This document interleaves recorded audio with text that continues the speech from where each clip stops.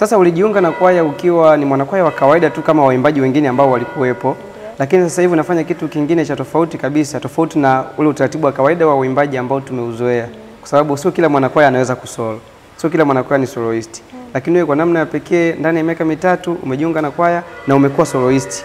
Nini siri ya wewe kuingia katika hiyo nafasi ya kusolo? Nani aligundua kipaji chako kwamba unaweza tofauti na kuimba kawaida pia unaweza kusolo? Naweza nikasema aligundua kwamba naweza kuimba nikisimama peke yangu ni Mwalimu Jafet Mbaga. Mwalimu Jafet Mbaga ndo alikuwa wa kwanza kabisa kuniamini. Kuniambia wewe unaweza ukaimba. Japo mwanzo nilikuwa naogopa niambia ana siwezi, sijai kuimba nyimbo ya Kikatoliki. Anambia unaweza tu. Kwa akanitrain, nakumbuka alinitrain ni wiki moja ndo alinifundisha imba hivi. Mpaka nikaweza. Mara kwanza nimeenda kusimama nimeimba.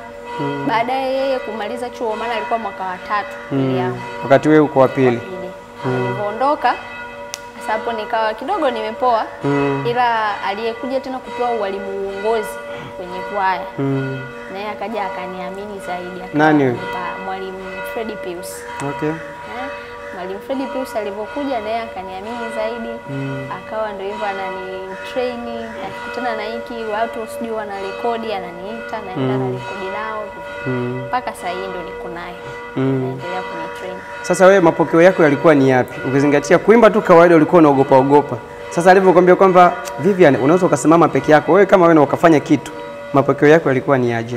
Mwanzo yalikuwa magumu. Kwa sababu pia sikuwahi kurekodi. Sikuwahi kuingia studio. Sasa pressure ya studio unaielewa. Sasa nimefika studio watu wewe kaa hapa. Wewe kaa hivi. Na kwa mara ya kwanza hii. Wewe toka. Wewe fanya hivi. Nimefika zamu yangu naambiwa imba. Nimeimba nikaambia wewe baki hapo hapo. Kwanza nilishangaa. Ukashangaa. Nimekuaje nimeambiwa nibaki mimi. Ambia baki hapo hapo. Mpaka leo namshukuru Mungu. Nikienda studio naweza nikasimama nikaimba ile hofu. Haipo tena. Ikakutoka. Kwa hiyo kwa mara ya kwanza kabisa kuingia studio na ukaaminiwa. Ukasema mbona ambao ni wazoefu kabisa nimekuta wanatolewa wakati unasema mimi sio kitu kabisa. Mbona naamini nikisimama nao hivi. Unajifunza kwao lakini unaona wao wametolewa ukaona mimi ni kama tu darasani hivi kama ukiona mmefanya mtihani alafu yule ambaye anakuwa nafasi ya kwanza amepata 20. Unaona kabisa mimi hapa jamani mimi nitakuwa nina 10 nimeisha. Kama huyu anapataga 90 kapata 20. Mungu kama sina 3 nina 0.